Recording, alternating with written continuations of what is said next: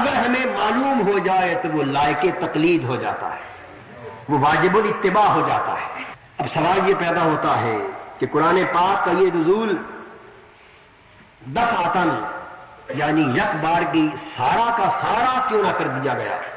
اسے رفتہ رفتہ تھوڑا تھوڑا کر کے حضور کی زندگی کے 23 برسوں میں کیوں اتارا گیا؟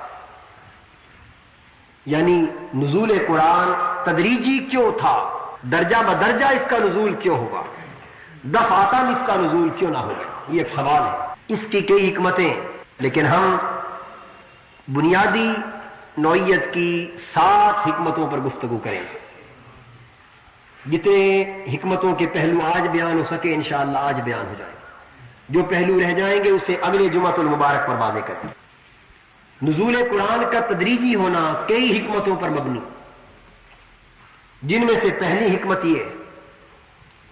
کہ قرآن جن حالات میں نازل ہوا، جس ماحول میں یہ نازل ہوا، وہ ماحول ایک ایسا تھا جس میں عرب ایک باقاعدہ نظام زندگی رکھتا تھا۔ عرب کی دنیا میں ایک باقاعدہ تہذیب و ثقافت تھی، ایک سماج اور معاشرے کے اصول اور ضوابط تھے، اس کا ایک اپنا اسلوب تھا اقتصادی اور معاشی، قبائلی طرز کا اس دور کا ایک اپنا سیاسی نظام تھا۔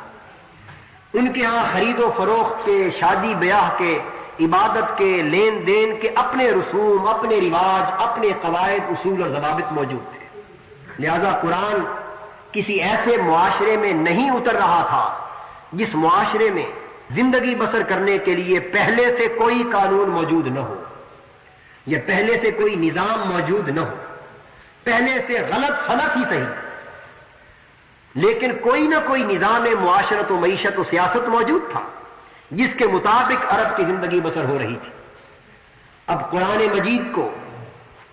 تدریجاً رفتہ رفتہ اس لیے اتارنا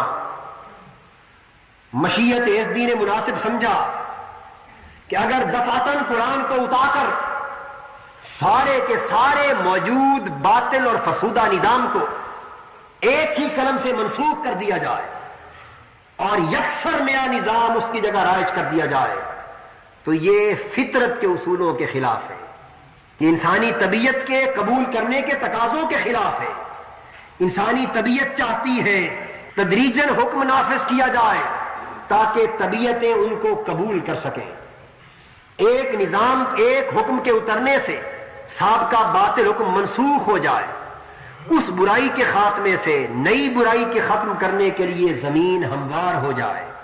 اور پھر نیا حکم آئے، اس حکم کے آنے سے زمین پہلے ہموار ہو چکی ہو، پھر اس حکم کے آنے سے ساتھ ہی اس کا نفاذ ہو جائے، پھر اس کے بعد اگلے حکم کے نزول کی باری آئے، تو وہ کام جو ہنگامی نوعیت کے ہوں، وہ کام جو بالکل وقتی نوعیت کے ہوں، دیر پا اور مستقل نوعیت کے نہ ہوں، وہ تو دفعتاً دیے جائیں تو ان سے ایک نتیجہ پیدا ہوتا ہے، لیکن اگر دیر پا تبدیلی انسانی زندگی میں پیدا کرنا مقصود ہو، اگر پائیدار انقلاب لانا مقصود ہو، اگر مستقل نوعیت کا تغیر پیدا کرنا مقصود ہو اور دائمی اور ابدی طور پر ایک نظام کو دوسرے نظام سے بدل دینا مقصود ہو، اس طور پر کہ لوگ مجبور ہو کر اسے قبول نہ کریں بلکہ اپنے من سے، اپنی مرضی سے، اپنے دل کی خوشی سے اسے قبول کریں، گویا وہ نیا نظام ان کے جسموں پر نہیں ان کی روحوں پر بھی حکمرانی کرے، اگر اس طرح کا انقلاب مطلوب ہو تو پھر اس کے لیے ضروری ہے کہ احکام کو درجہ بدرجہ دیا جائے، نیا نظام رفتہ رفتہ نازل کیا جائے،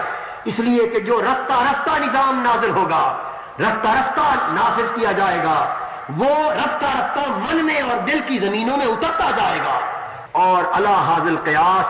ایک وقت وہ آ جائے گا کہ جس شے کو منسوخ کیا جانا چاہیے